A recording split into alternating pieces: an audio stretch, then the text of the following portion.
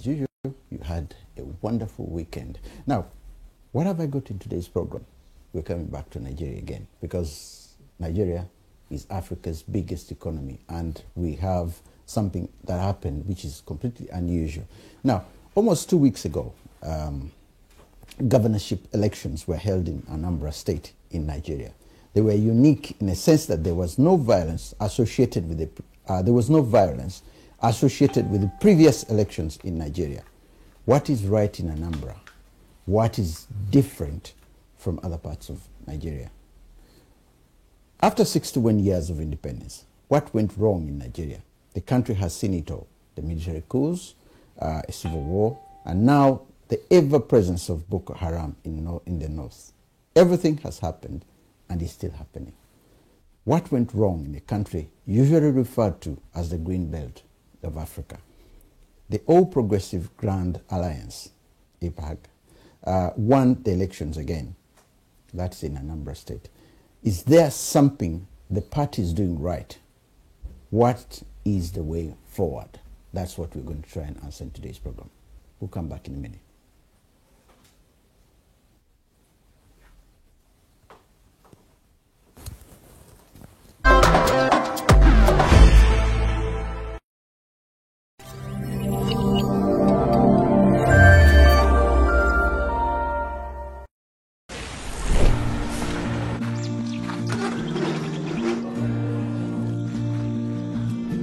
At World Remit, we understand what the journey is about, how it can sometimes take a little distance to bring us a little closer together.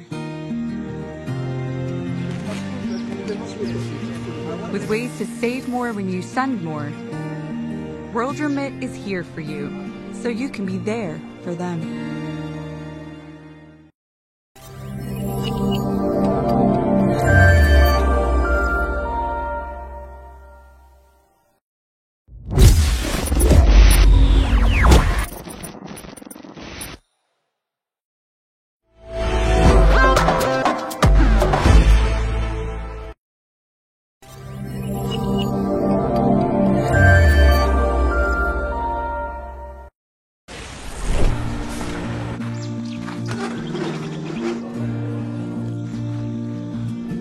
At World Remit, we understand what the journey is about, how it can sometimes take a little distance to bring us a little closer together.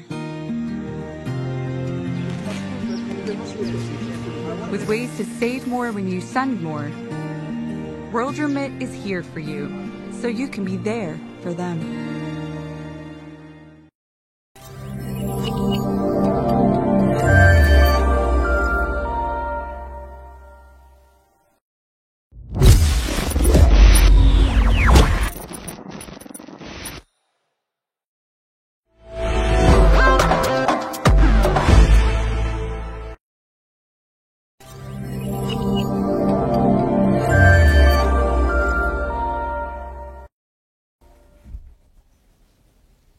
Welcome back.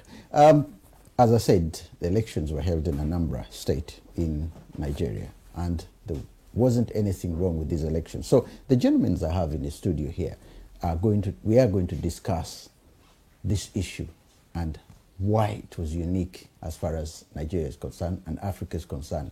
When elections are held in Africa, we all know what the differences are. Now, my first guest is Honorable Ambassador Eric Chikadibia Nzekwe, correct, who is the chairman of the All Progressive Grand Alliance. Welcome here in the UK. Welcome to the program. Thank you very much. My next guest is Adika Makendi, a lecturer and author who's based here in London. Welcome to the program. Thank you. Yeah. And my final guest is Honorable Chief Akechu Kwe. I'm thinking about my, you can pronounce your name. Honorable Chief Okechukwu Emeronye. Emeronye. Deputy Chairman, Africa UK. Yeah, thank you very, very, very much. I'm going to make sure that the next time I get all these things right. Now, the party won. And maybe I'll start with the chairman. There must be something you're doing right to win Anambra again.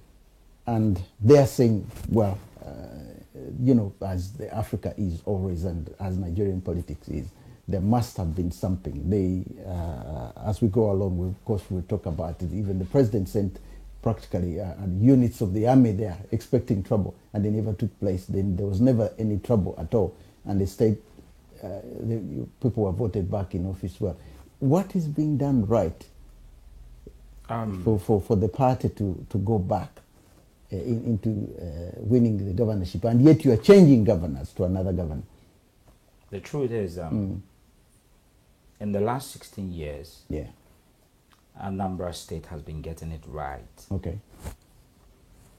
under the party APGA, APGA, Yeah. Yeah. or Progressive Grand Alliance. Yeah. In 2015, we were lucky to have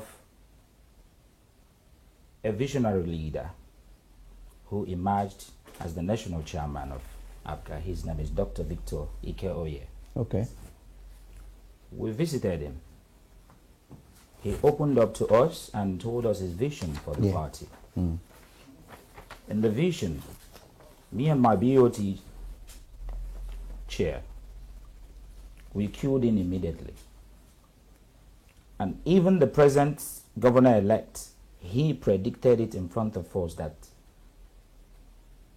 the next governor after the incumbent serves out will be Professor Soludo. He doesn't know how it's going to happen, but he knows it's going to be Soludo. All right. Yeah. He predicted it. Yes. Yeah. He has no personal relationship with him. Yeah. He has nothing. But he told us that he wants Anambra to be governed by technocrats. And that Anambra will continue to get it right. Because when you watch what's going on in Nigeria, you find out that Anambra have the best security architecture. Anambra, the best in agriculture. Yeah. Anambra, the best in education. Anambra, the best in older technology and innovations. So you can see, and Anambra is the only state that pays salary in Nigeria as at when due. Oh, really? So the man was nicknamed That's interesting. Yeah. an alert governor, Yeah. and his other name is Walking Willie. Walking Willie. Yes, because he is doing well. Yeah. So when you look at that, you don't want something that is good to change. Yeah. And when you look at what's happening in the country, the other states that are occupied by APC governors, you find that there are bandits, there are unknown gunmen, there are herdsmen disturbing them. Do you understand me? Yeah. Yeah. Yeah. So how then do you want to change it with something that you know is not going to work? So obviously, with that vision the national chairman had, we queued in. Okay. We began to campaign for good governance and good leadership. We had a global summit 2016, wasn't it? In United Kingdom, where we, brought in some technocrats, leaders, politicians to come and discuss the way forward in terms of economic growth and good leadership in Nigeria, using Anambra as a case study. All right.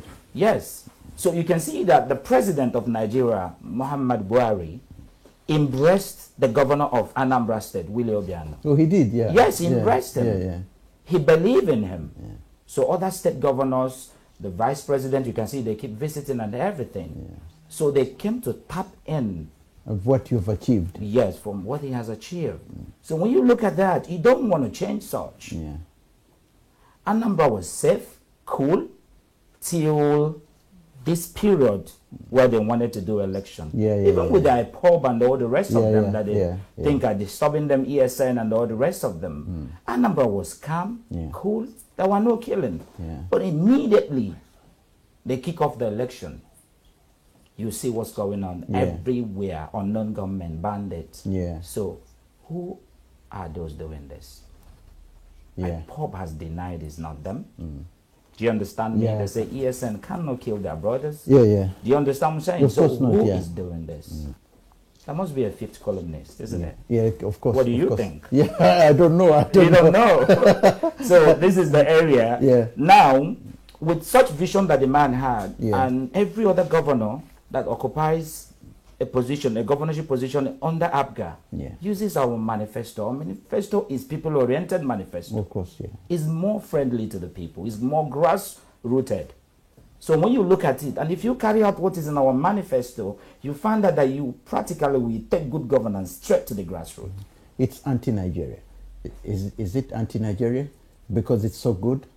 It is so good. I want. Mr. I appreciate the comments of my fellow guests. Yeah. I think, looking at things in a more sober fashion, I think all of Nigeria, just as all of Africa, yeah, we can take what we can from any positive developments. Of course. I mean, if we go back, it was a good thing, for instance, when Jonathan, Goodluck Jonathan lost the election to Buhari. There was a smooth transfer of power where difficulties could have arisen, and he conceded where people felt there may be trouble. A few other points. It's worth also going back.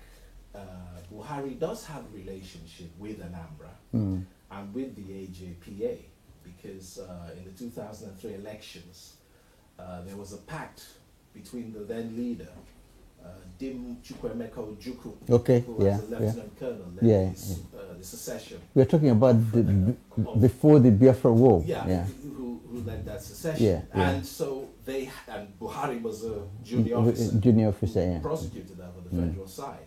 So they had an agreement to support each other against the Obasanjo government. And there was... Does that agreement still stand, you think? Well, I'm just putting that as a background because history counts in terms of relationships. He's spoken about Buhari embracing Willie Obiano. So, let's just give a bit of context there. And positive as it is.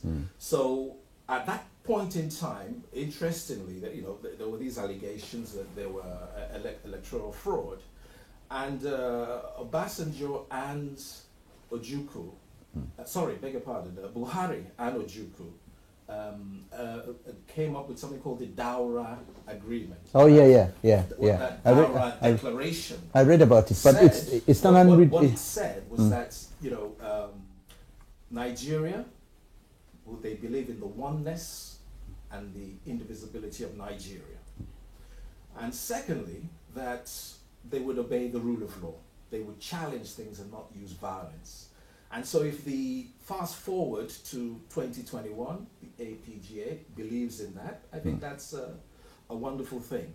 Yeah. But still very important, given the opening remarks that we've had, it's very important not to just only paint a rosy picture. There are problems that subsist, like in the rest of Nigeria. Health service, for instance. An ex-governor, Chris Ngige,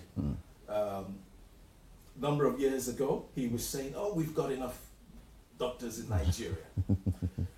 Just in the last few weeks, he's saying that, we need to keep them in Nigeria for 9 years on a bond. I've read about that. So there are issues to do with the health service even in Anambra. We mustn't get into the idea of setting the bar low. But where there's progress, yes, acknowledge it. No, but as far as security is concerned, I believe the husband of Dora Akinyuli, the late Dora Akinyuli, he was assassinated. Now, whether that was in Anambra, I don't know if that was by fifth columnists, but IPOB have carried out murders in the past. Now, it may be this one wasn't their fault. We don't know that for sure. But we do have issues to do with health. We have issues to do with security.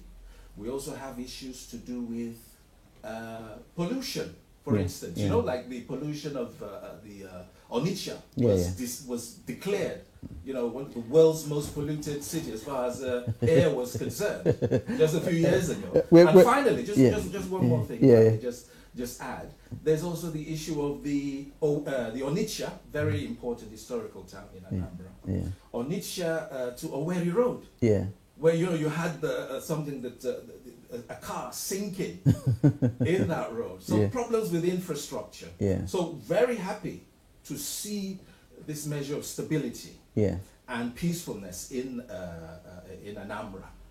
but let's not get caught up in too much self-congratulation. We need to definitely set an example where we can for our fellow countrymen. Yeah. But we must also make sure we're not setting the bar just above the No, others. what I was looking at, which is unique, like I said at the beginning in my intro, the uniqueness in a sense that with all the security which was sent to Anambra and nothing, there wasn't anything, which means to a certain extent people supported the party, APG, in a sense that, okay, other parties were there. Despite the fact that there was people had left the party to join the other party, he still won the elections. So which means, as I keep saying, there's something they're doing right. What is that something that is going on right? You have a different opinion on this? As my chairman has said, Yeah. it's all about APGA manifesto. Yeah, APGA. The first thing is the manifesto. The second thing is to bring somebody that could carry out the manifesto to later. And as he rightly said, APGA have gotten it right, Anambra has gotten it right. I remember when APGA controls Imo State. Yeah. Under Chief Rocha Sokorocha.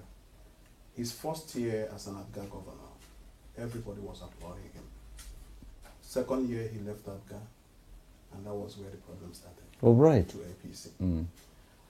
Well, as my brother have said, actually, we know we have problems in Nigeria. Of course. No doubt about that. But again, we believe that political party matters, individuals matters. Of course. If Anambra could get it right, I'm sure that others could try, despite the defect on our system. Oh, yeah, because the defection was too much. Yes. Senators, senators the and all this. system is one of the major problems. The system we run in Nigeria. A lot of people have criticized 1999 Constitution. They have called for restructuring of the country. Nobody's listening to that. That's what iPod and Now, people are that's saying. what gave birth to agitations. Yeah, this from different angles. Namdi Kanu's. So, as you rightly said, yes, I believe that APGA have done well. We got it right from the national chairman down to the governor right now. And of course, a lot of us know who the next incoming governor is. Yeah, of course, yeah. He wouldn't like to lower the bar at all. One, he must work with the manifesto of APGA, and again, his pedigree and his should speak a volume in governance, in good governance, taking it to the grassroots. Again, as he rightly mentioned, like the Onitsha-Owerri Road, it's a federal road. That's the problem. Yeah. You got that Why federal can't roads the and federal allow the states exactly. to control all those things? Yeah, Why? yeah. That The has been a pollution big in Onitsha that has been a could have big been debate. controlled. Could have been controlled. Again, if the federal do what they're supposed to do. Again. So we are not blaming the APGA government in Anambra State for that 100%. Yeah. Although everybody have got their own little blame.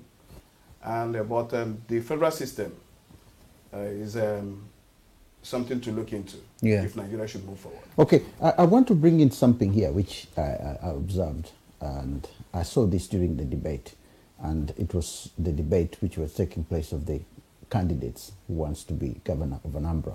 And one of the things that they talked about their manifestos, but the question came from a person who was interviewing them about money, where the money was going to come from, was a big issue. The state has no money.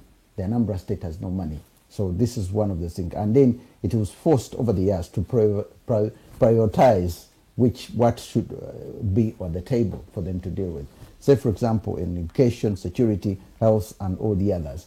The outgoing governor was talking about how can I privatize when hospitals are this, how can I privatize, how can I leave education behind? Everything needs money. Certain projects have to go on. And now the new governor is coming in. There's no money. What should, the manifesto is very good. I've gone through it, and it's very good.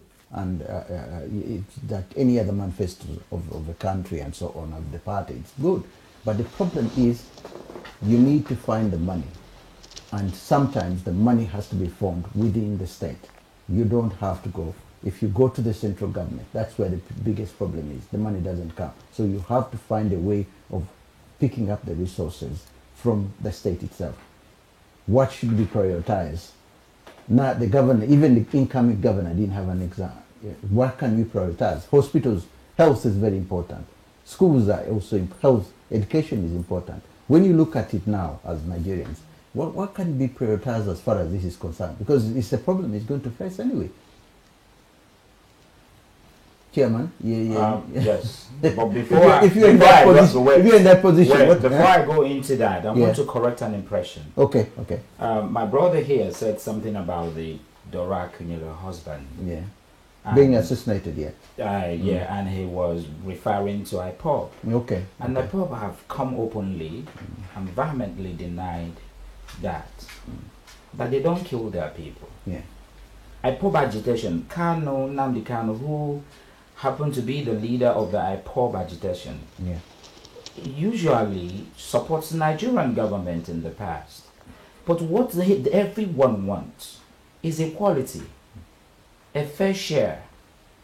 Nigeria is a multi-cultural, multi-ethnic nation. As such, every other part of the country must be accommodated. Of course, yeah. When we talk about federal character, if Nigeria is not obeying it, there's no way you can have even relative peace in it. And if you allow speculators, touts, and people who have nothing to do with governance to go into government, they will legitimize it. You understand what I mean? Yeah, I do. When someone who is empty, who doesn't have that creativity, or that, how will I put it, the wherewithal to tinker, or to become, because leaders have to be critical thinkers. Of course. And it's only through critical tinkering that you can be able to create what can lead, that can help you to grow and develop.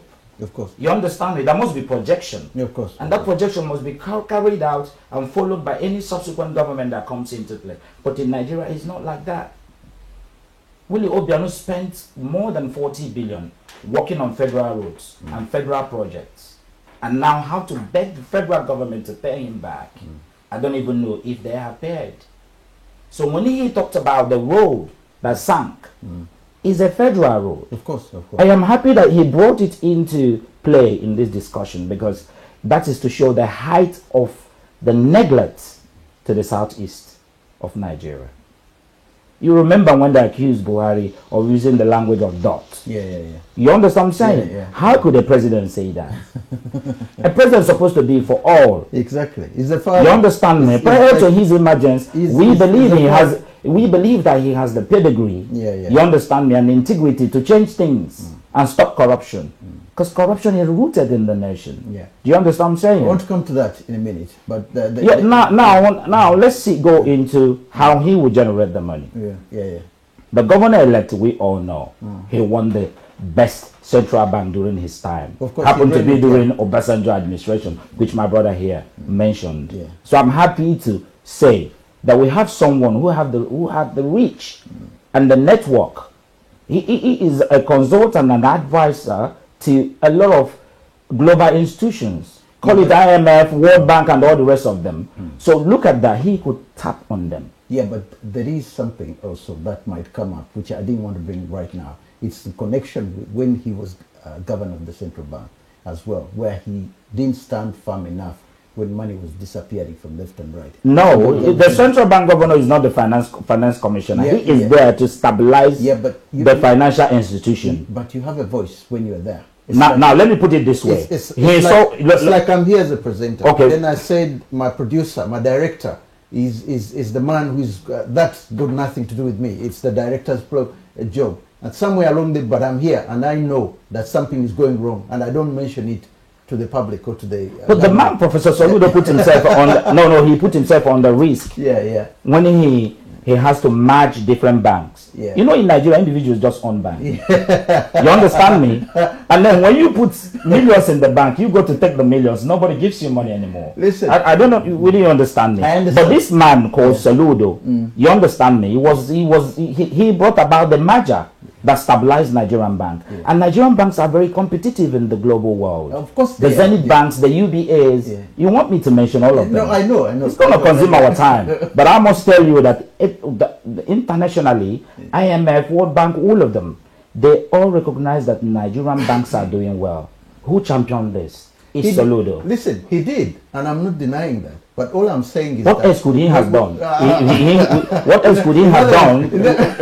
What else could he have done? I want to give others. Money was being stolen. Listen, he could have said, "Look, because the money was something, or I will resign." Yes, money was being stolen. I want to give others a chance as well. Okay, yeah. But you're talking about it because that position of where he should have said something. We shouldn't really go so deeply into that. He didn't do that. But the position of what to select from is the key thing I'm trying to look at here. Because Anambra, like all the other states in Nigeria, will have a similar problems as well. Now, if the central government is telling you to find money in your tax blow problems and all that, and then build hospitals and build this, that we don't have any money to give you, then what is the point of the central government? Because like the manifestos were there saying, oh, we'll get this from the central government, but we'll have to cut these projects in order to get proper funding. We're speaking about funding. Yeah.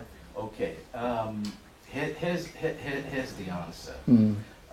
And the APG, to their credit, they put themselves forward as a progressive party. Yeah. I know that Soludo said politics needs to be more ideologically driven, ideas driven. Yeah. That's something I agree with. I've written about. Yeah. Now, they've also, a part of their party philosophy is decentralization. Okay. And that would be a good thing, not just for Anambra, but for all the states. I think that would lead to more accountability. Of course. It's a question of how you align the restructuring. You obviously may keep certain things firmly in the center, in the federal government. Nigeria isn't the only federation that's had problems reaching some sort of a balance. And then states' rights. Now, on the issue of funding, again, we're not just talking about today, we need to look at things historically. And I was just thinking that back in the 1980s, one of the military governors of Anambra State, his name was Group Captain Emeka Omerua. He became an Air Commodore later on. This was during the administration or the regime of General Babangida. And he had the same problem. But I think the problem about money at that time was about the structural adjustment, which was imposed by the global institutions, the IMF, etc. They were in favor of development economics, 1960s and 70s, but then come the 1980s, it was a new era. And he was complaining about funding. Where am I going to get the funding from?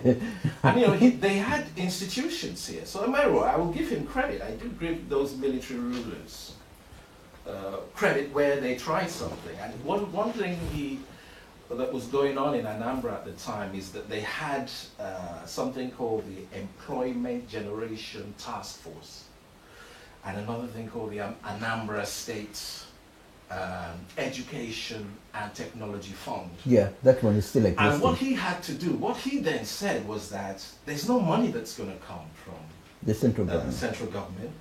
What he then said is, let me appeal to the self-help capabilities, I'm paraphrasing here, of the people of Anambra. And of course, in the history of Nigeria, people understand, particularly when the Biafran tragedy occurred, a snapshot of the Igbo people was, they were people of enterprise and the like. And so, you see, here's the deal. In any of these conversations I have on your show or a place I go to or when I write, I've got to give opportunities as well. But give me.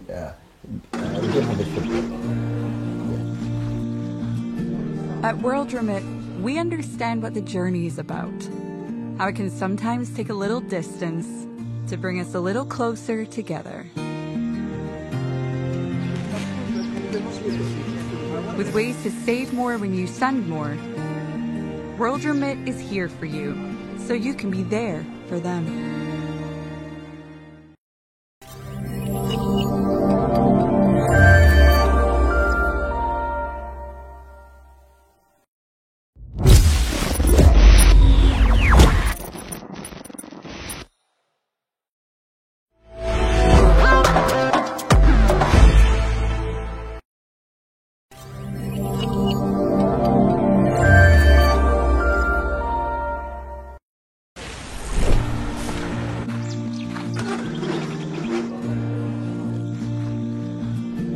At World Remit, we understand what the journey is about, how it can sometimes take a little distance to bring us a little closer together. With ways to save more when you send more, World Remit is here for you, so you can be there for them. Welcome back. You had a point you're trying to complete. Yes. But my whole idea is that where should the money come from? That's one thing. If it's going to come from within, that means the Anambra state, like any other states in Nigeria, have to raise taxes in the various things that they are doing in order to get the money, or do some kind of fundraising. Not only, yes. So it's some not, kind of fundraising. It's not only that. So what Ameriwa said is a gateway to what my point is about. Yeah. That whatever the circumstances are, we have precedents, like in Ethiopia. They wanted to build the Grand Renaissance Dam. Yeah. They didn't go to the IMF. Yeah. It was unpopular because of pressure from Egypt and America favoring Egypt. So what did they do? They raised money, a lot of money internally from the people. And this is what can happen because I have connections with different Igbo unions in the UK for decades. You know, youth and village. And you see, they raise money for their villages. You know, things like clinics and schools. So if they can think of things, I've been on one of those occasions anyway. Right. Ogoni is in which region? Society, right? Yeah, Ogoni Society. I've been on one of their ceremonies. You know, if they can do it on a larger level, now that will involve a lot of trust and on the part of the people who are putting the money towards the government. But that would be a route, just like the Grand Renaissance Dam was built. But they just need to expand on the resources they have, particularly in the diaspora. And then they can meet the needs of these challenges. If the federal government would help, you can actually do it yourself, and you can do it internally.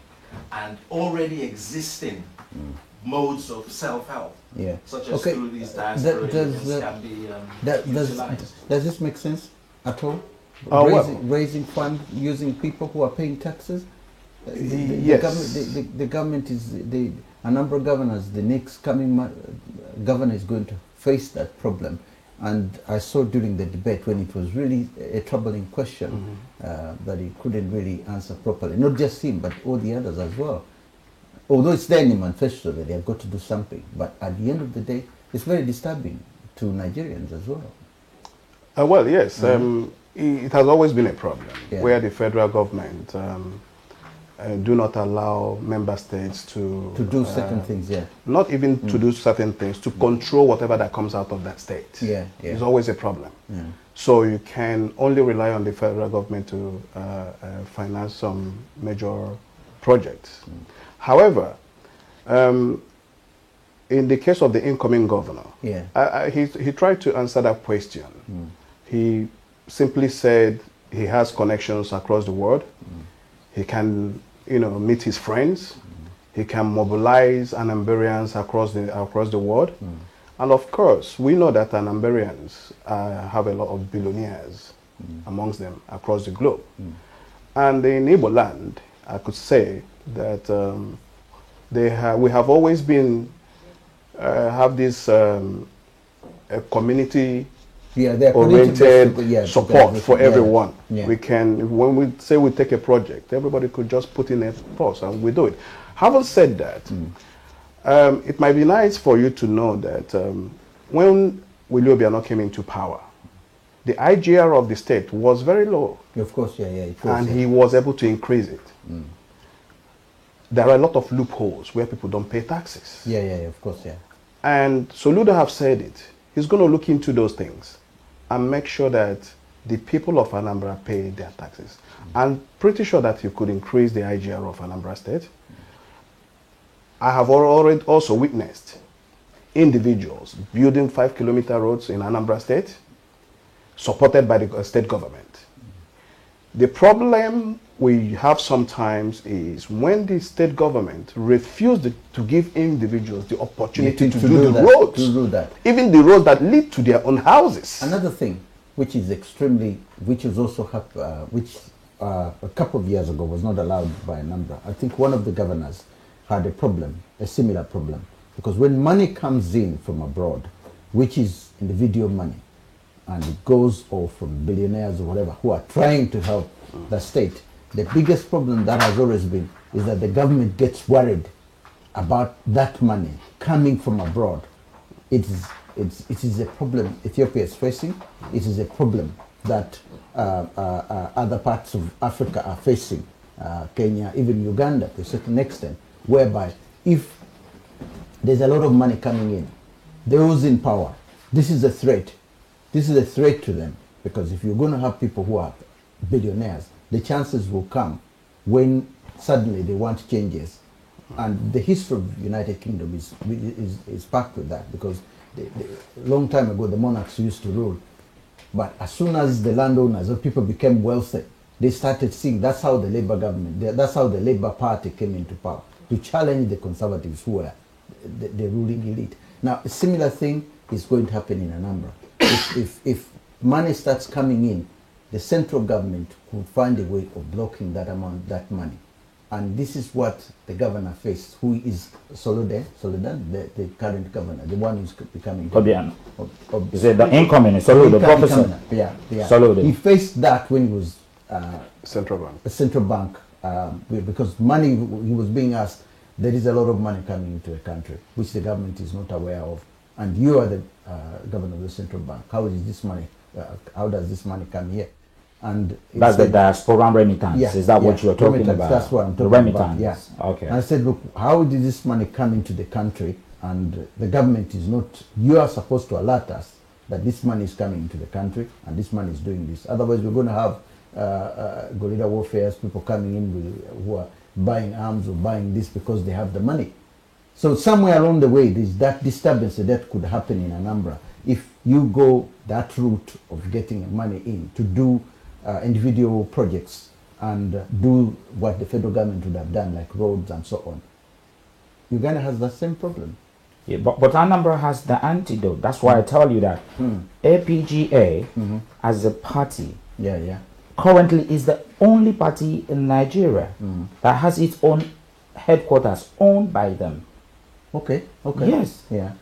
And this happened with the current national chairman. That's why I call him the visionary national chairman. Yeah, and I try to call him the Nostradamus of our time. No, you understand me? It could happen because the money is not yet a lot. Now, if it raises up $1 billion, for example, that is where the do you know the employment rate? The employment rate. This thing in Anambra, apart from Lagos, I think, or Abuja. Apart from Lagos, Anambra is the second. Okay.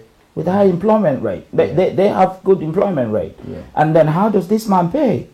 And he took development straight to the community.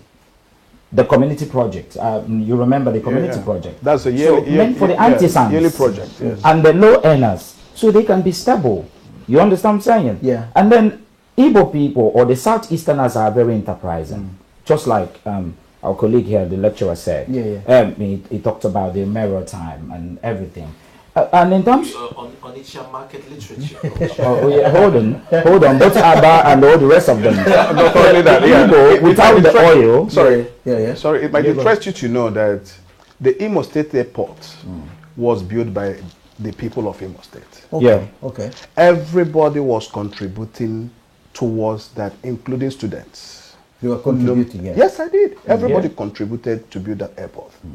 And that is the same spirit Anambras have embedded in developing Anambra State up to this moment. Now, again, as you rightly said, you could give it to a man if you don't have the right man there. And the same man will embezzle the funds. Of course. So that's what our party have made sure, that whoever that we are going to put on that seat will be a man that will not embezzle even funds from the market woman. You put a structure there to make sure that the party also checkmate what they do. And Anambra has gotten it right. How I wish that APGA have other governors. Then we can now do a proper comparison to what APC and the PDP is doing. Don't get me wrong, we're not trying to market our Yeah. party. no, but it's a good strategy. Yeah, but it's true. I want to hear what you have to say. No, but remember, I don't want us to forget one of the big projects of the current governor. Yeah. I know he will be leaving by March. He built, arguably, the best airport in Africa. Okay. It has a hangar. You can actually maintain Boeings in the airport. Okay. The FAN and all the institutions that are responsible for approving airports in Nigeria, they said this is the best they have ever seen. How did he raise the money? He didn't He borrow the did money. not borrow the money. Yeah.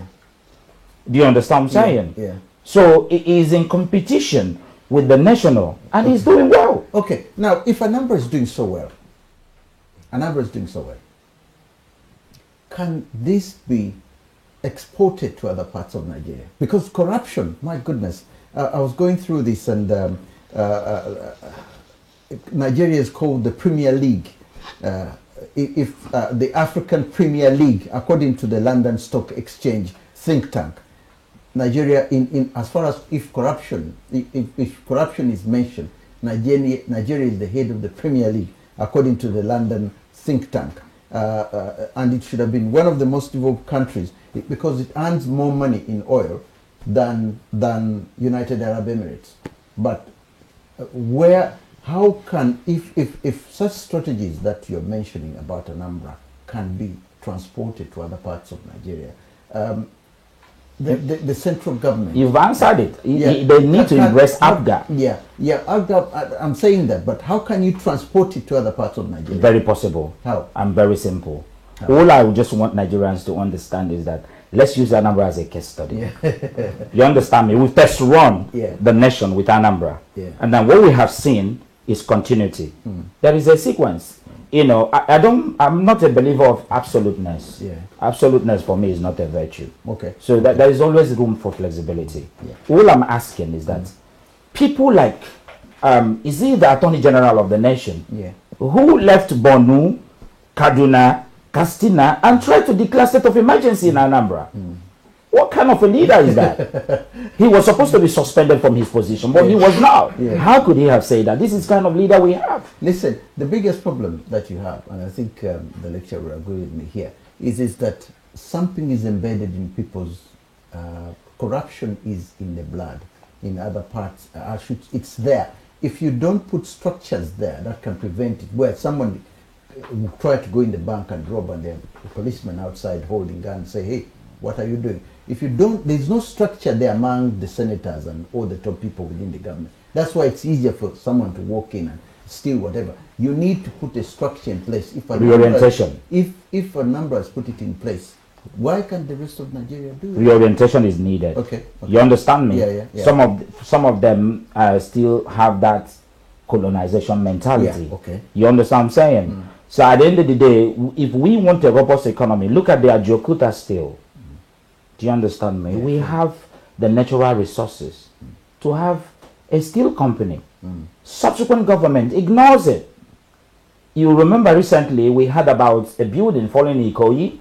You heard about it. The building that collapsed. That collapsed in Ikoyi. How could you use 12 mm, 16 mm to build a 22 or 21 mm in Britain and in all parts of the world? Yeah. That is why America and Britain, all the Western world, they use the language of global north, global south. They see the global south as the third world.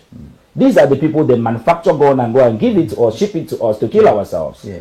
But here, they have all the technology, they have a steel company, they produce car engines, they produce visually everything. They can live independently as long as they want. Now, what we need is to make politics unattractive in Nigeria. Unattractive. Unattractive. Yeah. Not to be attractive.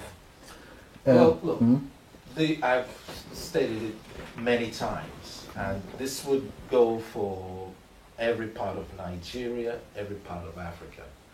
Just very quickly on the issue of corruption. You need something that is that attacks it culturally. Yeah. By, use the word reorientate, through education, through just a changing of culture, through the intellectual leadership, through the education system and other systems of socialization. And then, as you were mentioning, structures in place. So it's a two-pronged thing. Very quickly, though, then one gets a bit sensitive about the issue of corruption, because I look at global institutions, big investment banks, big pharma. That's what you call corruption, if we peel through the layers of things.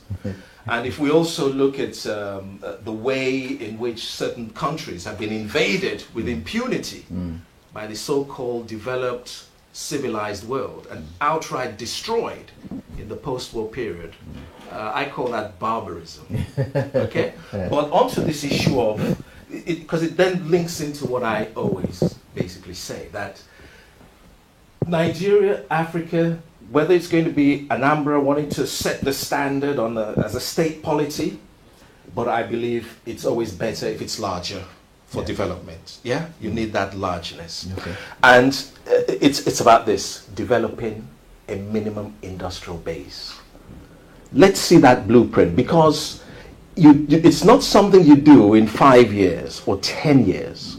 When Russia was transformed by the Soviet Union, when South Korea was transformed by Major General Park Chung-hee. That's good history. When Singapore was transformed by Lee Kuan Yew, you had 10, 15, 25-year outlooks, two things. You set the template and you say to yourself, okay, this is Anambra State, but I'd rather be talking about the whole of Nigeria or the sub-region of Nigeria. You've got natural gas, you've got bauxite, you've got oil.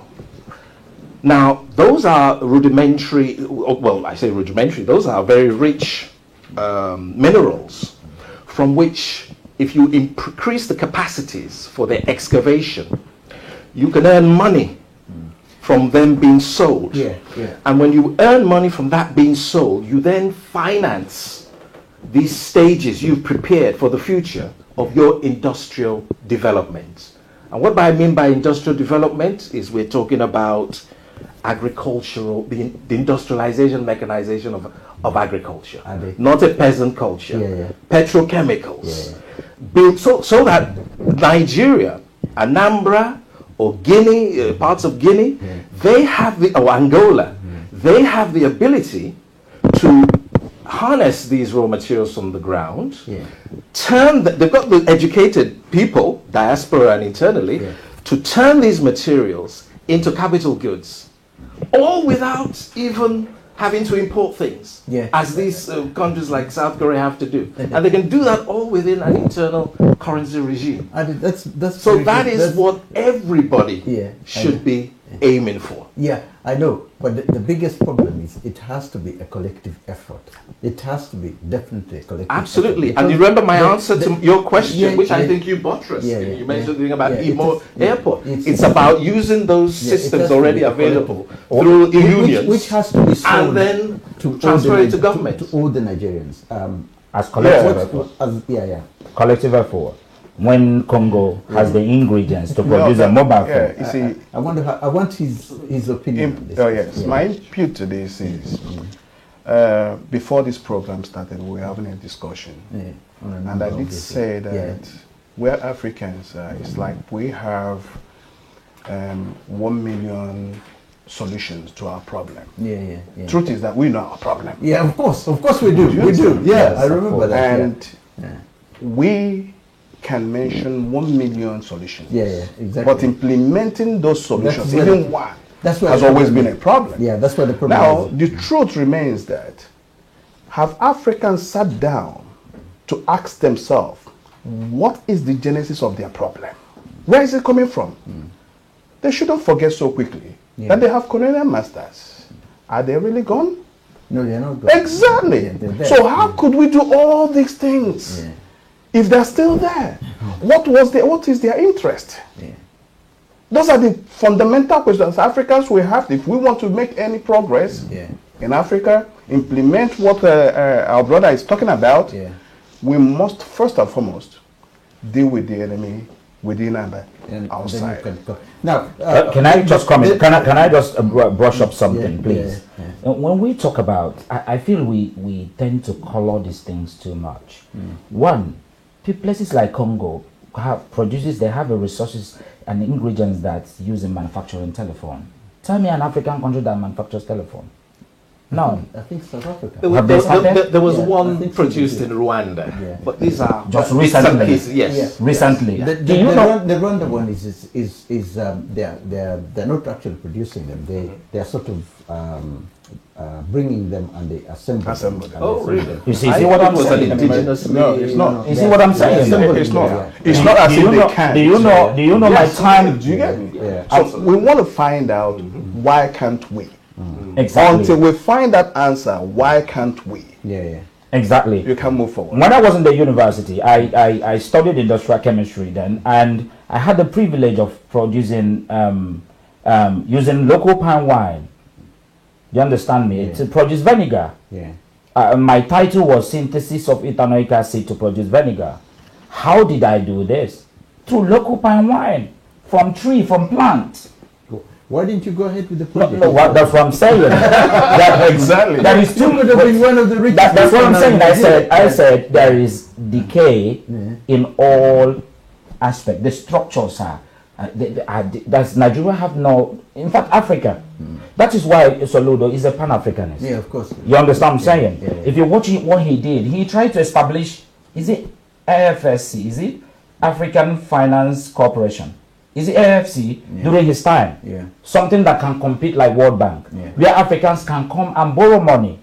Did Africans embrace it? But all of them didn't even embrace it. Look, he was always facing challenge because the people who are earning a lot of from this corruption, they never allow anybody. This is why it needs to be a culture that changes, because if you're earning 10 billion from something, you don't really want it to go away. You still want to earn your free money, and that is why we have the corruption. People are not producing. Africa did not produce COVID vaccine. Well, other countries produce COVID vaccine. Yeah. Why is that? Yeah. We have a Nigerian who works with Pfizer. I've come in. I have something which I've always brought on the program, and I've always faced opposition, and I brought it during one of the debates with Nigeria and also with the other Zimbabweans. That is the question of using outside help from outsiders, having UAE, United Arab Emirates, and Qatar.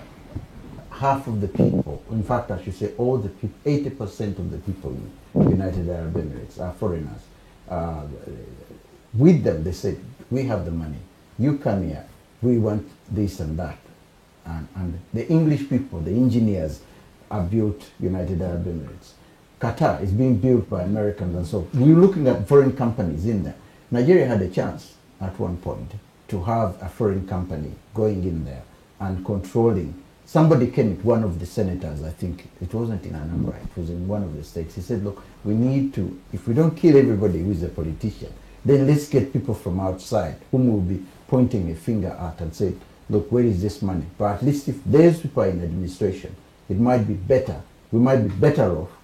Because now even people are saying maybe colonialists were better than, when Robert Mugabe took over Zimbabwe, there were hospitals in Zimbabwe. There was everything in Zimbabwe. He even used to go for treatment when he got injured to government hospitals. When he came to power, by the time he died, he was going abroad for treatment. Yet Zimbabwe, because he lacks the emotional intelligence. That's what I'm saying. That he lacks the emotional intelligence. Can Nigeria allow foreigners to come in, take over most of the bigger and run companies in Nigeria? Run companies in Nigeria. But you are on the line. There's only one answer to this. And that is any self-respecting person would say, and that is simply no. United Arab Emirates have done that. Why are they successful? Why can it work in United Arab Emirates and it can't work in Nigeria? The examples you've given about the UAE and Qatar, those people are underpopulated. So they need people who the underclass, who they get as maids, for instance, and workers. The top engineers. Let me finish. The top engineers, the top lawyers, the top people in UAE, the top companies that are there. Yeah. Are not cleaners. No. We've got to take both of them. I'm not denying that. I know people who work there. Yeah. So the point I'm saying is that they have a population deficit. Okay. So they have no choice. Both for those on the underclass, Pakistani, Filipino, Ethiopian maids, and workers, to the lawyers and the engineers. Now, if you're talking about recolonizing Africa, no. And then if you're saying that, well, should we still remain in this state of regression? The answer also is no. That we have to within ourselves. And we've just made certain discussions here about how, through effort, but with an effort that ensures that there's accountability with government, that people can raise money and ensure that accountability from government.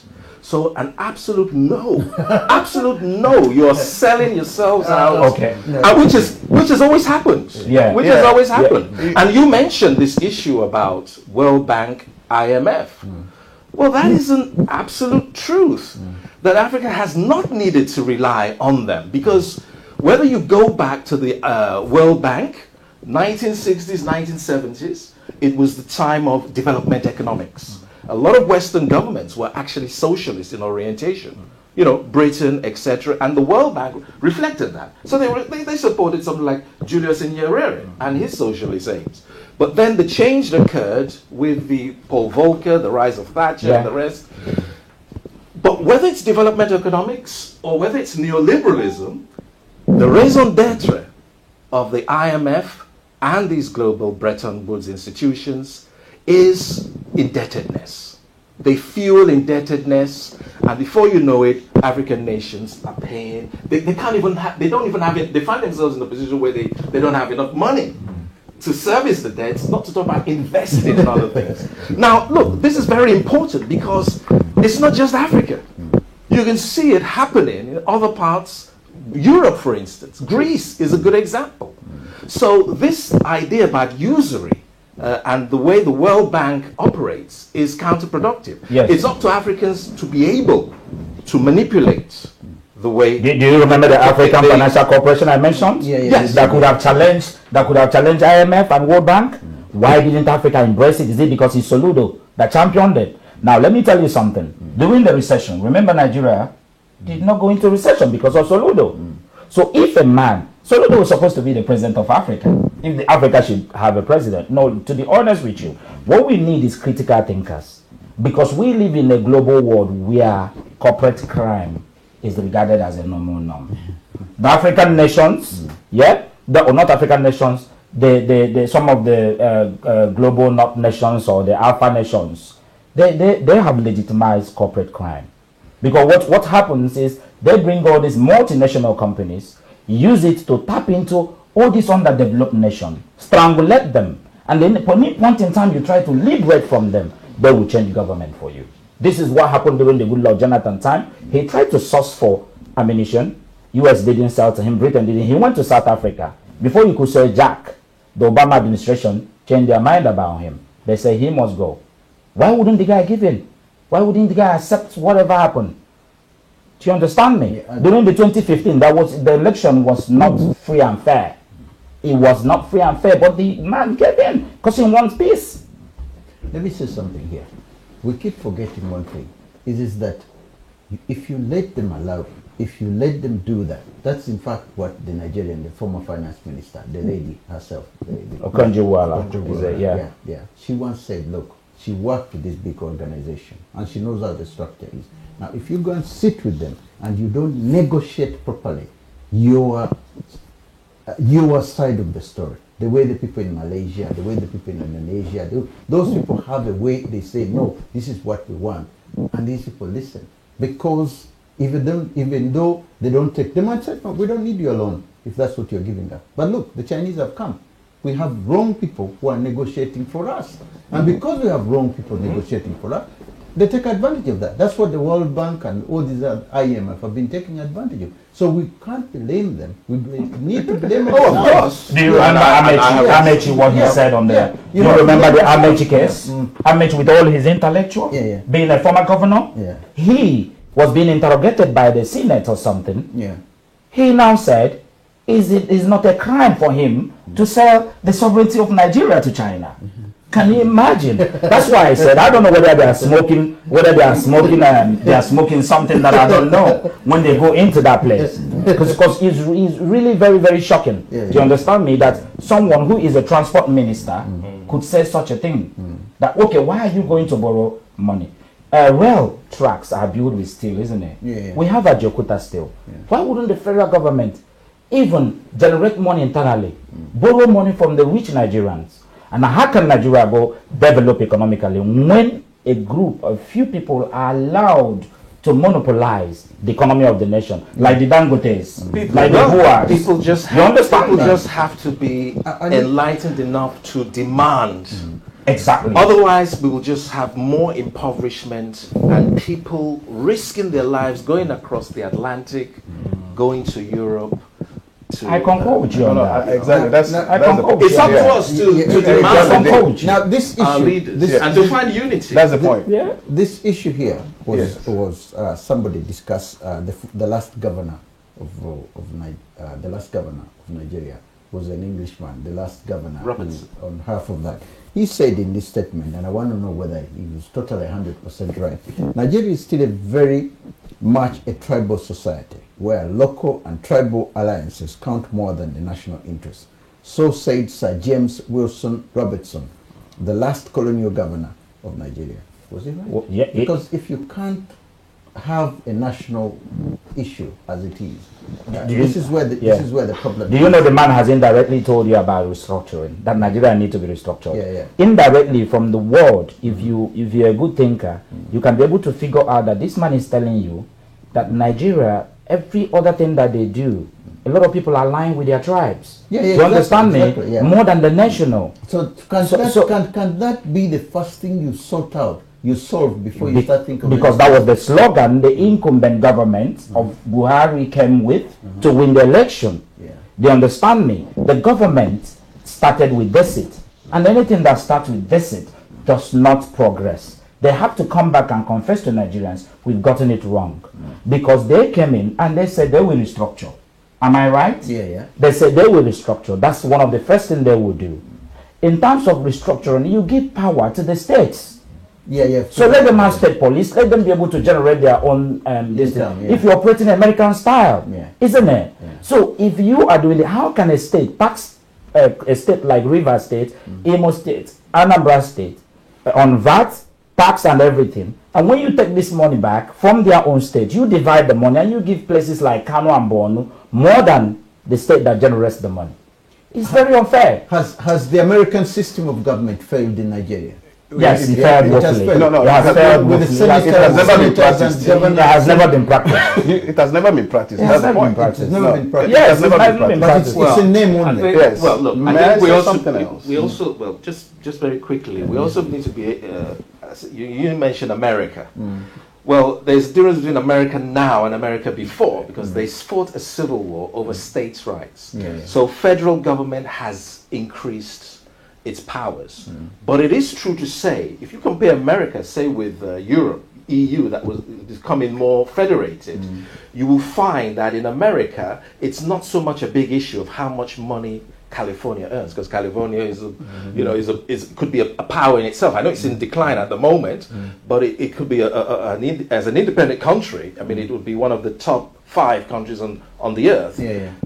Far in excess of Mississippi or Alabama. But this issue doesn't arise. Whereas in the EU, this division, certainly between the northern and the southern EU states, has arisen. So it depends. And I would just say, look, I agree with people who talk about restructuring, even secession. The problem is, are you seceding be honest, are you succeeding with the same mentality that you had? Because if you then have your Arewa Republic, your Oduduwa Republic, the Biafra Republic, if you still go in there with the same mentality you already have, then you just make these states ripe for recolonization, for neocolonialism, and where you have the rising of elites and the impoverishment. You just have Equatorial Guinea all over again, or you have South Sudan. So we need to be very careful, and we need to be very critical of ourselves. Yeah, but the thing is, if it's not tried, because if you don't know something and you haven't tried it, this is what IPOD leader was talking about. Nnamdi Kanu. Yeah, he was also saying, look, if the system has failed, let's look at an alternative to this system. And all the other people are saying, no, especially those within the top areas of government and those who have got their money. They're thinking, if we change the structure now, no, it might not work for us because they are comfortable, those who are on top, but the people at the bottom are not. And that is where the whole thinking was coming about, saying, look, if we can restructure. Now, the idea, as you are saying, is good. If you're going in there with that mentality, then it will be useless. But if you haven't tried it, how do you know it's going to work? But you well, I've been itching to say something on the issue of the statement. The colonial master made, the former governor. The last governor made. James Wilson, Governor General made. He's very correct, very right. However, our colonial masters, they know about this. They knew, of course. They know about it far before the amalgamation. They did. So if you know that it's going to be a problem, why do you amalgamate these people? Knowing that it's a lasting, it's going to stay there forever. Why do you still support a government that have abused human rights so much? Why do you still support it? Why haven't they? They're a sovereign nation, all in quotes, as they always say. Right? Coming to borrowing. If you're IMF, you give an individual money for the state, the individual embezzled the money, comes back to you, are you going to give another one? Of course not. You're not going to give another. Why do they still give him? But it's not in their interest. They're looking at their interest. That's the point. Their interest matters more than your interest. It's what is happening with the Chinese as well, by the way. Exactly. The Chinese are looking after their interest. Even in the COP conference, when they didn't come, they realized that. Even the Russians said, look, if we are coming to this COP, and then you make us sign declaration about coal, when we are not getting any money. The Chinese want money. I was reading in the Times. There's this climate change. The COP26. That's why we are using coal. We are using this, but that's how we've managed to industrialize. Now, you guys industrialized years ago, and you became successful and have the money. Now, we are trying to go where you went, you got your money, now you are saying, oh, let's look at the world together, let's do this. So they're saying, no, until we sit down and say, okay, there will be this amount of you, because now they are thinking about the third world. They are thinking of, say, we give third world countries money so that, the world doesn't have to go bad. So we can well, you mean but we need people from industrialize? No, not preventing them to the global. It's a kind of a global. Hold on. Let me come in. We have to global warming. That's the same thing. That what they're saying is that if you set about industrializing, which it has to be said, Africa has not seriously attempted. I mean, you can give Kwame Nkrumah some credit in trying to do that. But in all seriousness, they have had easy access to Africa's resources. And they must be laughing all the way to the bank because Africans have not taken the mineral resources that they have under the earth into their own hands. At all. Okay, let me come in. The global north seem to be agitated and scared. That is why they come up with the COP. Is it COP? COP26. COP26. They're looking ahead. They're trying to prepare their children. Africa, they are not tinkering. We need critical thinkers. That's why my brother here, who happened to be a lecturer, all I want him to do is that what he has gained being here, he should find a way to transfer it back to Africa so that people can gain before he leaves the mother earth. But A lot of is not the writing book is not enough. I want to follow him there. I will leave him there. I will give him the connection. Now, let me comment. Okay, you know, so what we need, some specifics to some of your. What we need is critical thinkers in Africa. Yeah. If we have critical thinkers in Africa, Yeah. Now, Africa, look at when Britain spoke about the green energy in terms of electric car some years back. Yeah. Before 2030, that Britain will be fuel or diesel free on the road. I don't know whether you understand. Yeah, I do understand. Because why is Africa not having such projections? The question you ask yourself is that the global north have discovered that Africans have migrated to all parts of Europe. They have tapped into what they know. They have tapped into the way they have tried to manipulate the world. And now they are scared. Now they don't want to stop us from tapping on our resources. I am not saying I'm a supporter of green energy. Yeah. You understand me? Yeah. I'm a supporter of planting trees, obviously. Yeah. But we can't just come with all big momentum to stop all those resources. Yeah. You understand me? The next one, they'll stop crude oil. Yeah. The next one, they stop coal. Of course they Nigeria will. has coal. Yeah. Nigeria have crude oil. So at each point in time, they muscle them out. They discourage them from moving forward. So this green energy thing, the COP26, has been structured before. For it to come now is to tell you how far long then it's been tinkered. Prior to using banknotes, Of course, our ancestors has a mode of payment, which Africa could have continued back in the days. How do we study ABC? In my language, we know how to spell it in our language. Now, what Africa need to do is to find their own. Africa now need to start with COVID-19 vaccine, because Russia has their own. Is it Sputnik? What's Russian own called? Sputnik. Yes, or Sputnik or something. And China. Of course. Why can't Africa have their own? Listen, it's a very big embarrassment. I know it is. And all our leaders, look at our president globetrotting. What is he going there to do? What is our president going to France to do? What is he going to these places to do? What are they bringing back in? He should sit back and embrace governance and try to change things. Unfortunately, he is merely continuing the terrible habits of the past. Can I say something here, which an observer in the Guardian once wrote about, and a very interesting story. Nigeria has one of the most highly educated group of people in the world. In fact, if we're talking about in America, most of the top universities, most of the top lecturers, and even the PhD holders in each year, they have at least 20 to 30 Nigerians who hold such high degree. At Oxford here, you don't even count, and Cambridge. So and in Leeds, Nigeria is a vice chancellor there. Now they sent a number of experts. Nigeria asked one of the states in Nigeria.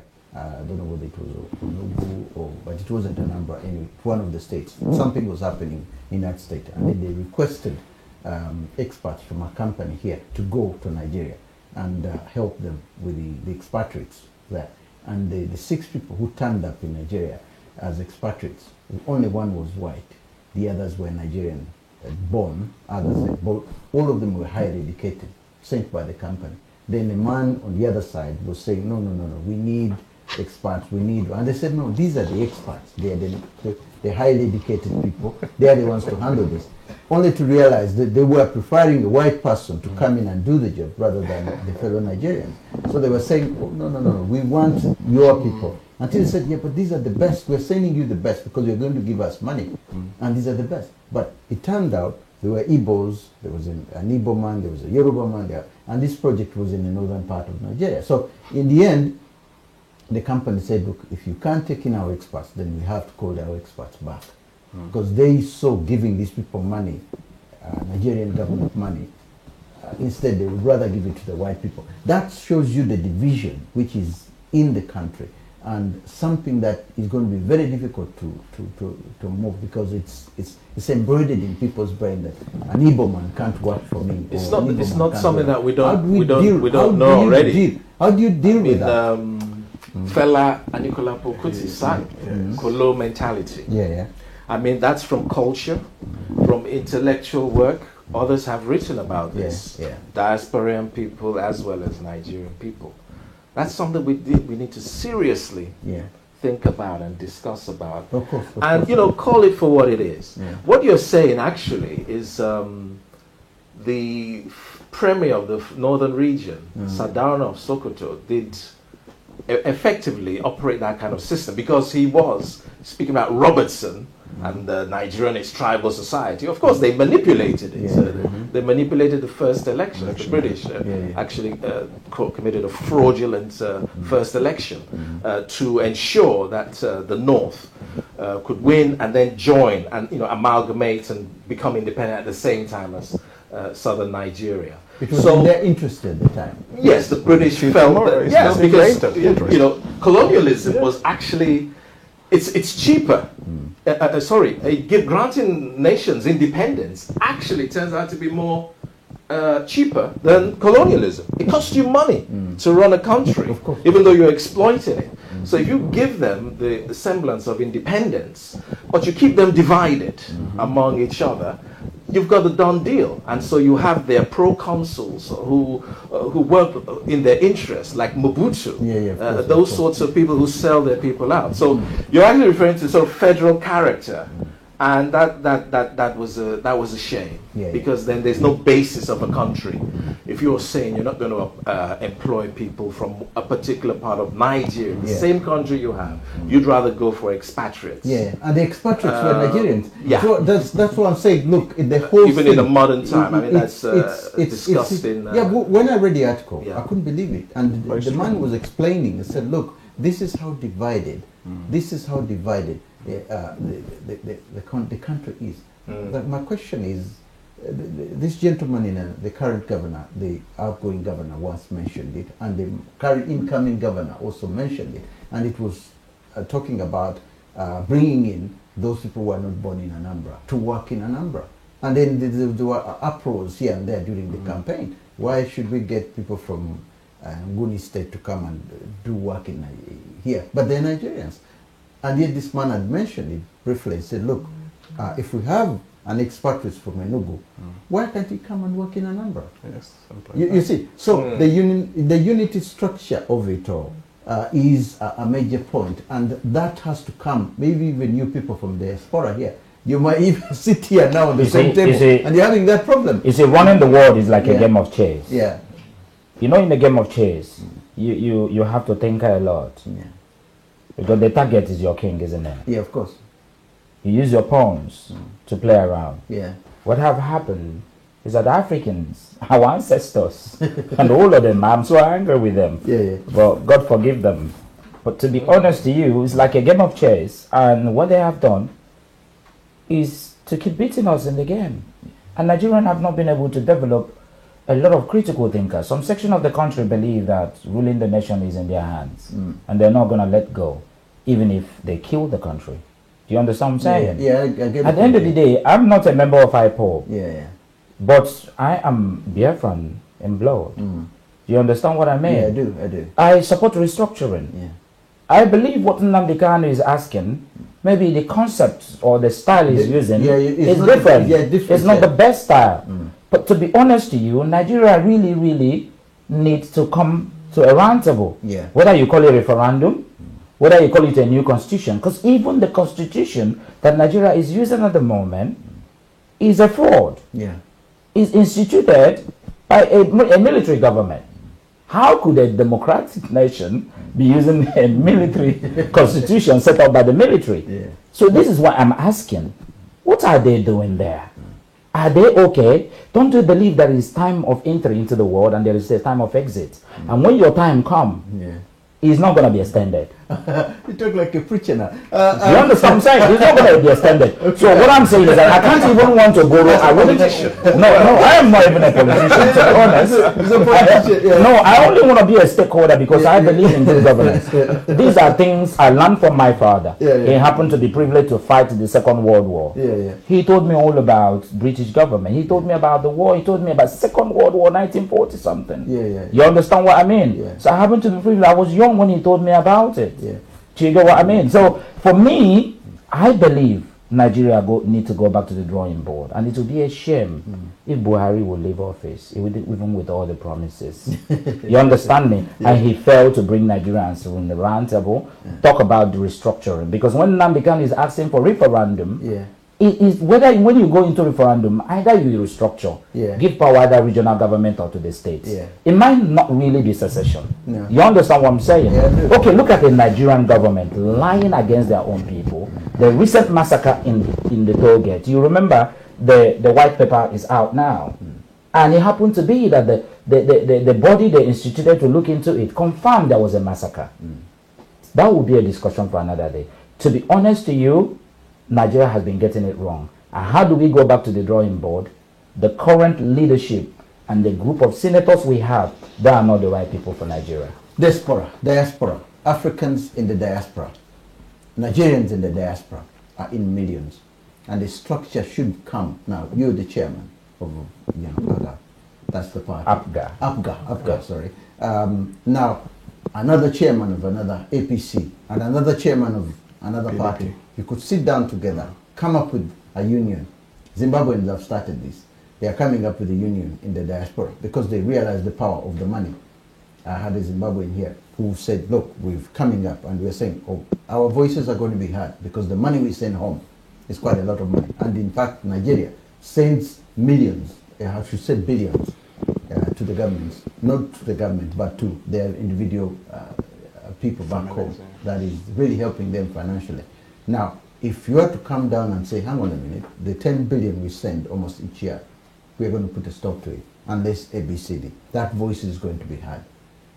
Can that happen if it begins with you? Because I've already seen calling APC and PDP here, and there is all this or that.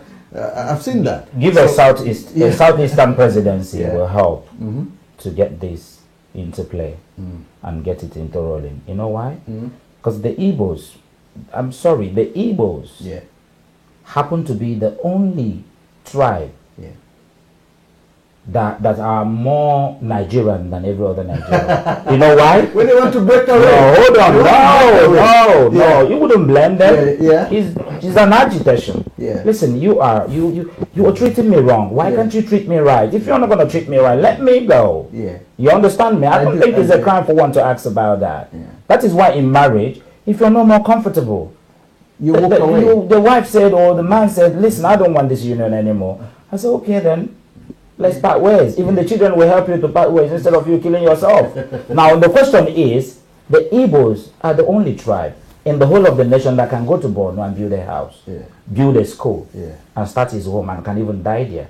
Tell me any other tribe that does that. How many? I know he is from the Yoruba ethnic group, his parents or something. But the truth is that you're not going to find an Hausa man in Imo State in Anambra building a skyscraper. But an Igbo man will go to Borno State, build a skyscraper, go to Lagos, build a skyscraper, go to Abuja, and do the same thing. Yeah, but I've been talking to one of the men, and he was telling me that actually the southern people, the Igbos and all that, they welcome you there easily. But you are not easily welcoming other people to come and join you. There, somebody from that northern state, not Kano, where they... Well, there are too many of them. Zamfara. Zamfara regions, the Boko Haram area. Well, saying, look, we welcome you. You even built your churches here. But when we come down there, in Ebola, we find difficulties here and there.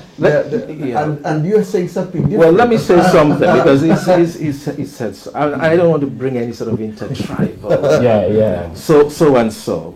Okay, well said. But I'll just remind you that there are actually, even before pre-Nigerian times, when Nigeria was put together artificially, It's an artificial construct like most of Africa. You have clusters of people who are interrelated. So I don't think it helps necessarily to say one particular tribe or ethnic group. Some people don't like that word. Tribe. I use the word Southeast. You know, even the president. You can't just distill it to just that, because there are many people who, through intermarriage, but not just through recent intermarriage, through certain linkages. I mean, Onitsha is actually a combination of Igbo and Benin in many ways. So there are many of these issues, and there are other people in Nigeria who are very, very mobile. There is intermarriage between Fulanis and others. The Fulani shouldn't just be characterized as a military despot or a troublesome herdsman. There's a lot of nuance here. And when we talk about transgenerational capital, we've got to be very careful about the way we express ourselves. We may feel that we are speaking the truth's truth, but the truth of the matter, if you look at things historically, in a negative sense, why maybe certain people in Nigeria have held power, is because historically they built empires, and they have that the structures where they've dealt in a diplomatic way. When I say diplomatic, diplomacy is not just about niceness; it's about strategic thinking. Whereas in the Southeast, in Igbo, you had a more decentralized method of evolution, in which you did not have the creation of states like Benin, Oyo, and the Hausa city-states. And this has an impact in the way collectively they act. So I think we need to be very careful about the way we approach these things, just to ensure that we can have some unanimity of how we go forward. Because look, the Fulanis are the majority in Guinea. They originated from that part. They've never been allowed to rule Guinea, and they've been susceptible to waves of persecutions, including on the Sekou Touré. Whereas in Nigeria, it's been a different situation. So I think we need to look at our cultures from the individual ethnic groups. Not everybody is the same in the Southeast. Can I say you have Ogoja, you have Calabar and others. Did I remind you? And River State people. And that had implications for Biafra, let's be frank.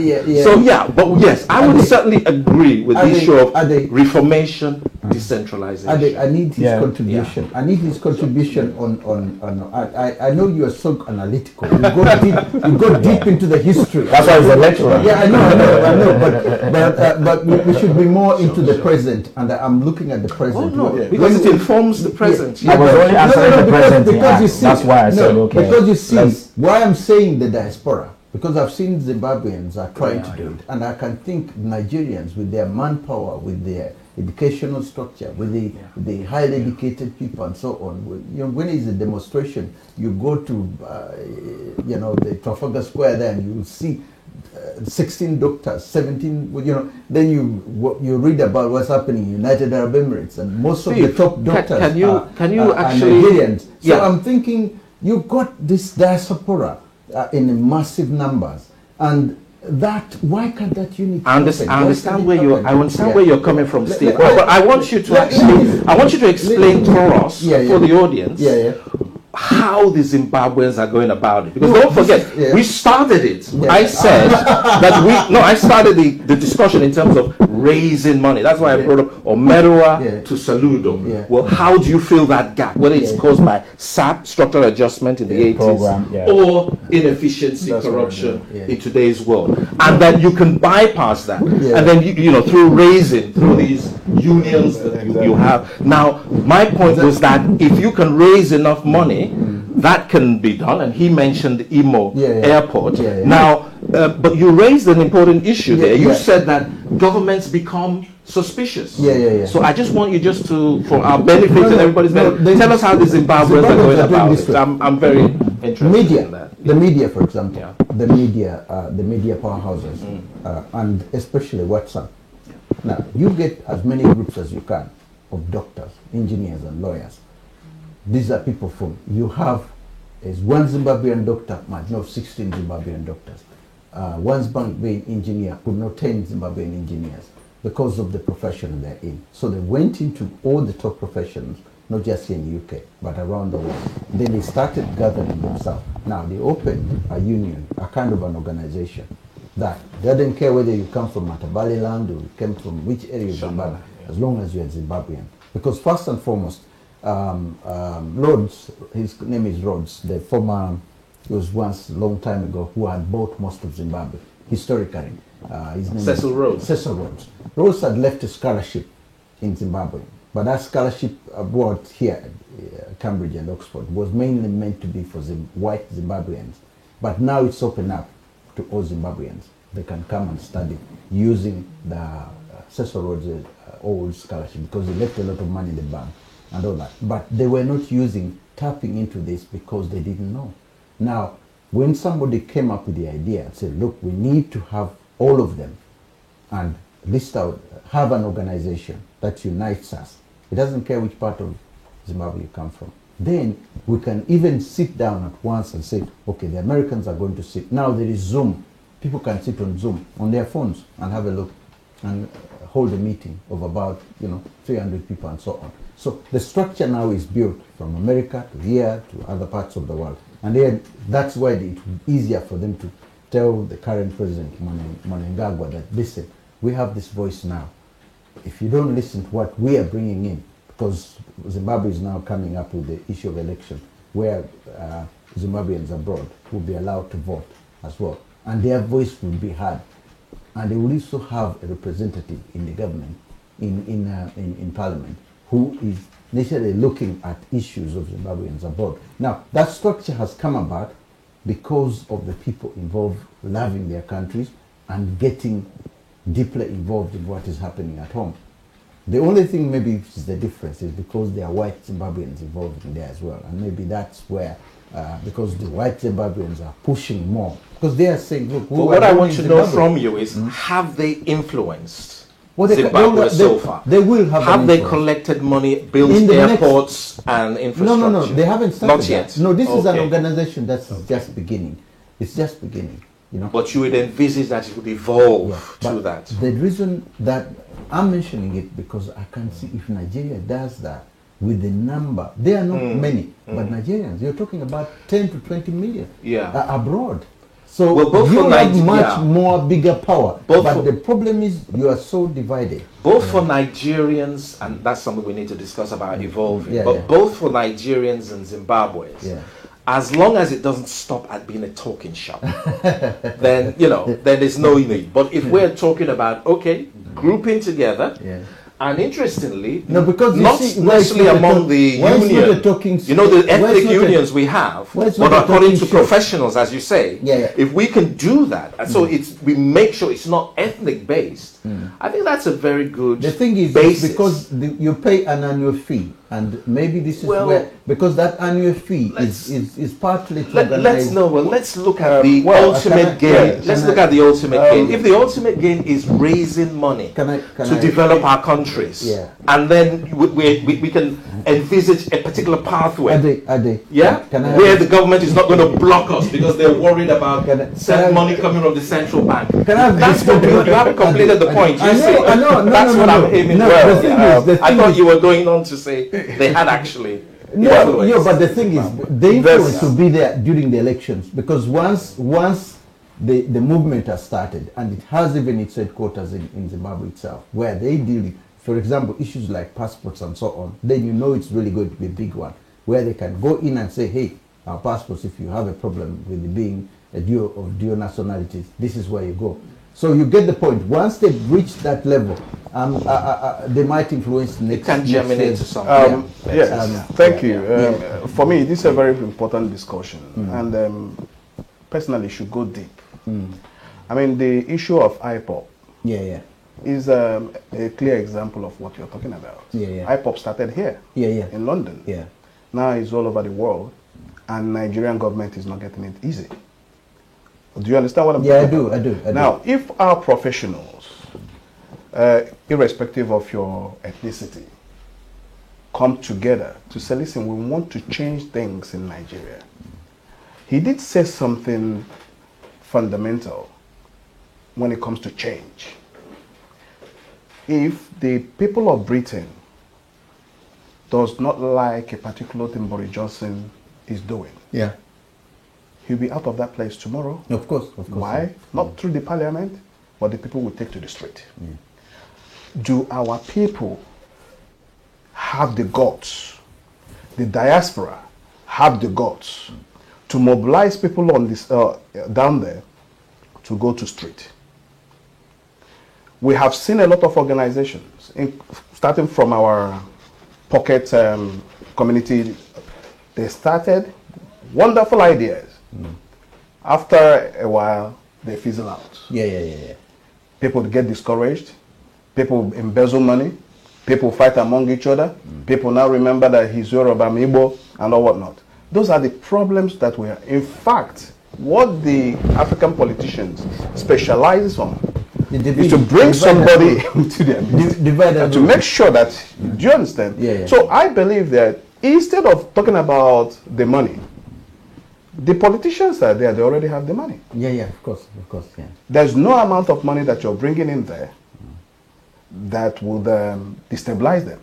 No amount of money, I can tell you that. It's as long as they're comfortable. It's the as voice. long as, no. The voice you bring The in voice, destabilize okay, them. Yeah. in the case of Nigeria, we diasporas cannot vote. For now, we can vote here.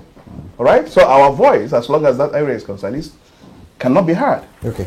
Now, there's something else I want to touch on regarding the agitation of Mazen Nnamdi Kanu. I want to believe that that young man is speaking the mind of all Nigerians, all women in Nigeria. Our lecturer did say that he supports restructuring, even secession, if need be.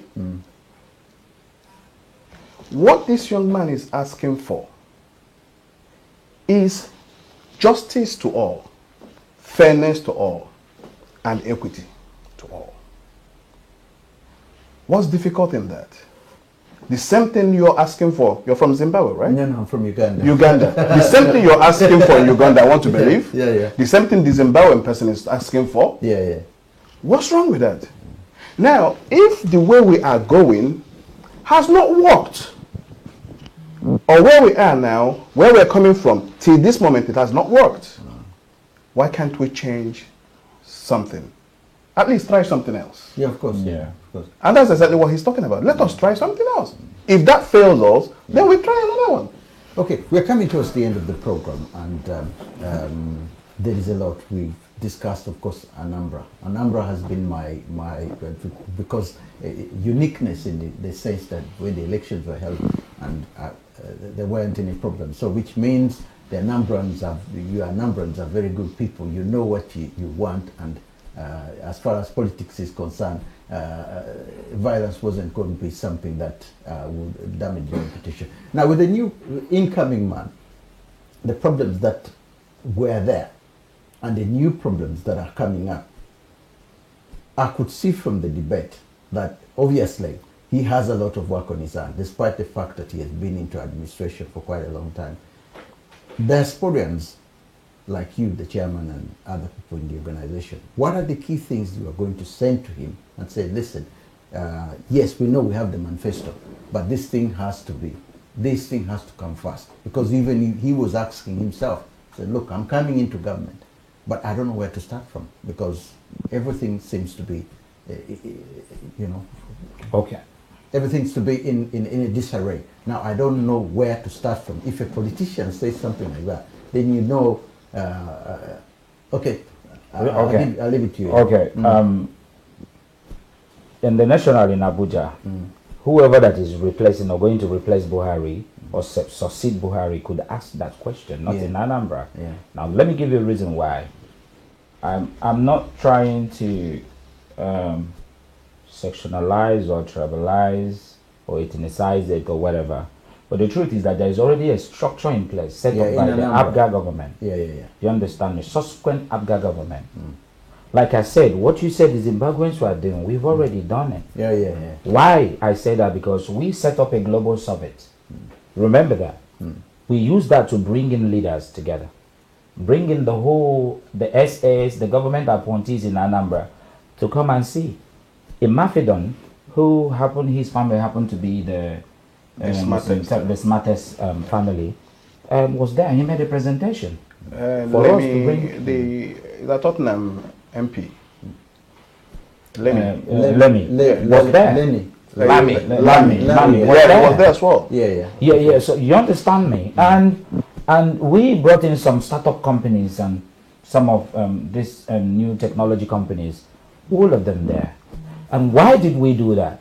Because we believe in continuity, and what Obiano is doing well.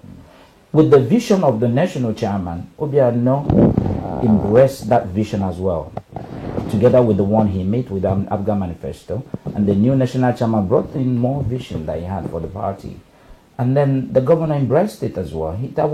That is development. Because the key question was where does it start from?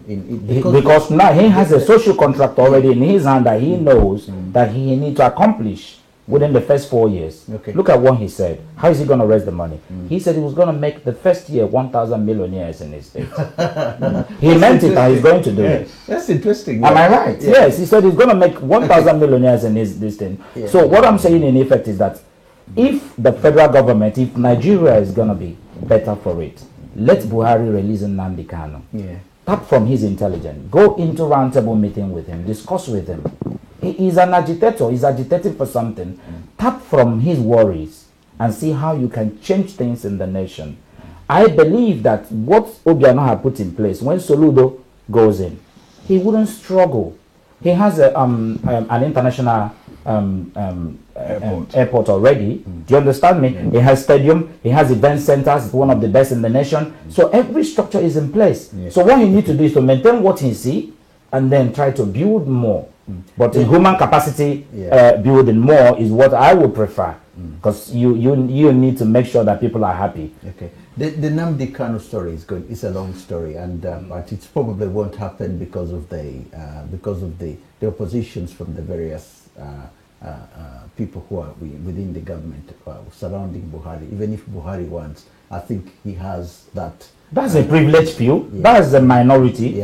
People like people, the ministers and all the rest of them, because they have power. They are like hustlers. Of course, these guys are hustlers. They have the power. Do you understand me? And political parasites. One last. Yeah, two very, very quick points. I think you already mentioned about Nnamdi Kanu.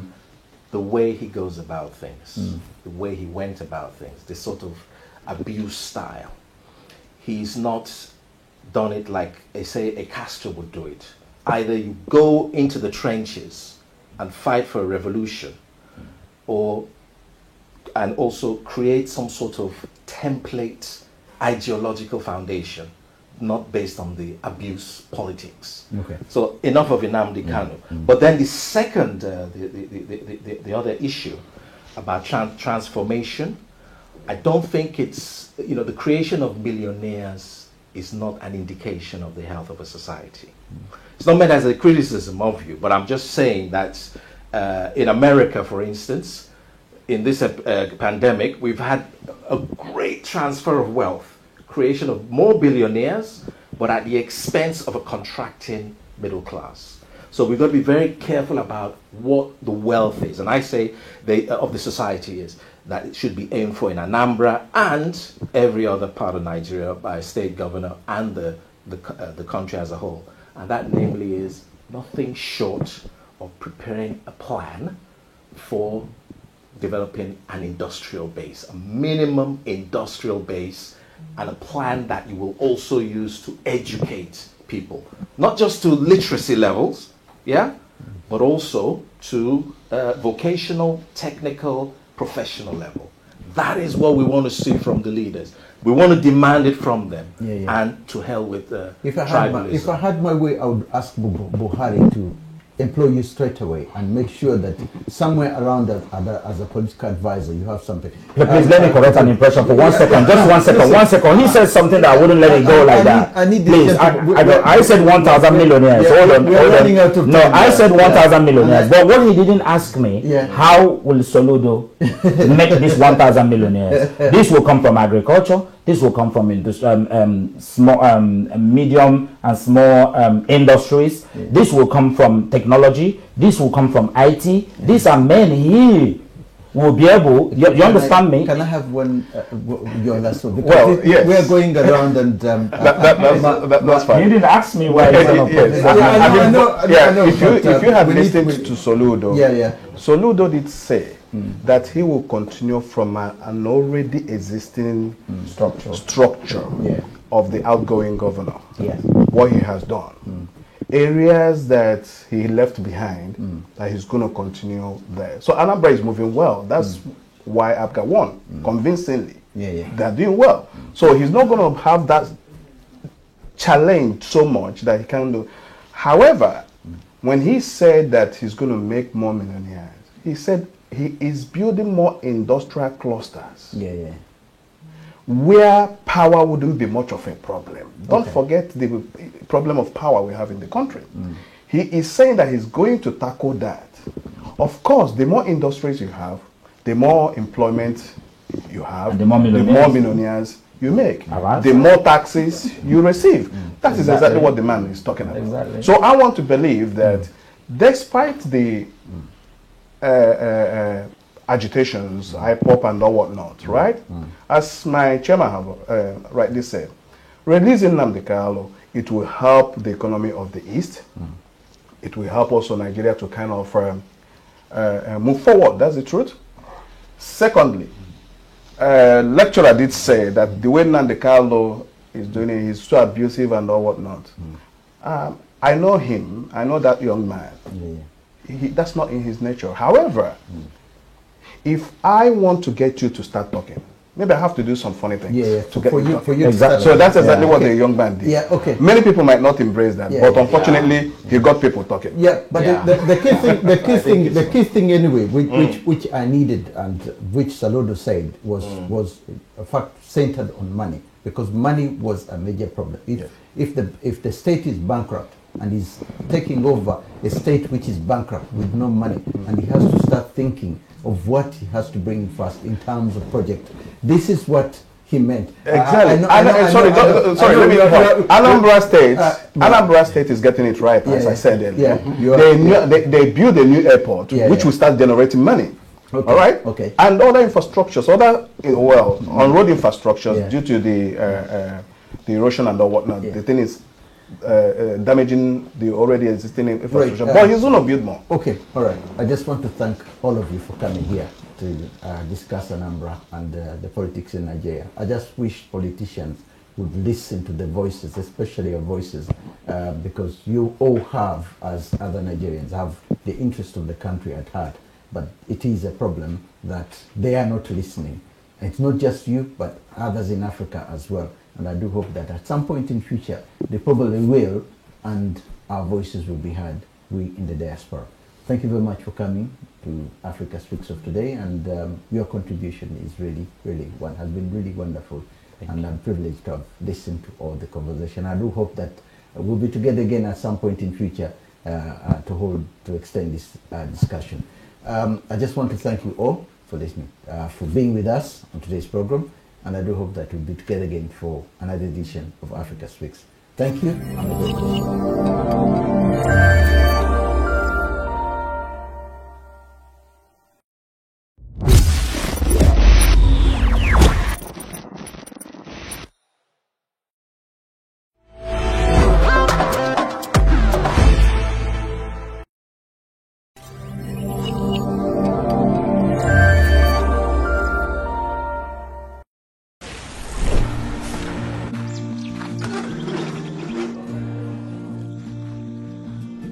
At World Remit, we understand what the journey is about, how it can sometimes take a little distance to bring us a little closer together. With ways to save more when you send more, World Remit is here for you, so you can be there for them.